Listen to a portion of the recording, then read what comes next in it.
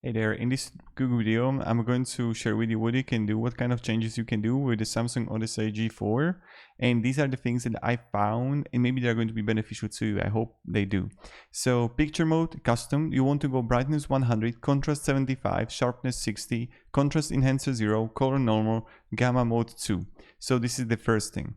Then when we're going to dive further, this is another thing that you can try to do, and maybe some of it is going to actually help you. So game mode on, adaptive sync on, also response time fastest, brightness 60, 80, contrast 75, 85, red, green, blue, 50, 50, 50. Sharpness you can set to 60 for clear and sharp images. Black equalizer 10 to 15. Eye saver mode you can go with it off, dynamic contrast off.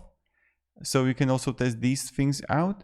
VSync off if you have adaptive sync on. And now if you can have NVIDIA control panel, so you can go brightness 50%, like increase the brightness based as what you want, contrast 50%, gamma 0.85, digital vibrance 60 to 70%, image sharpening off, anti-anisotropic filtering, application control, anti-aliasing FXAA off, anti-aliasing mode, application control, low latency mode, ultra.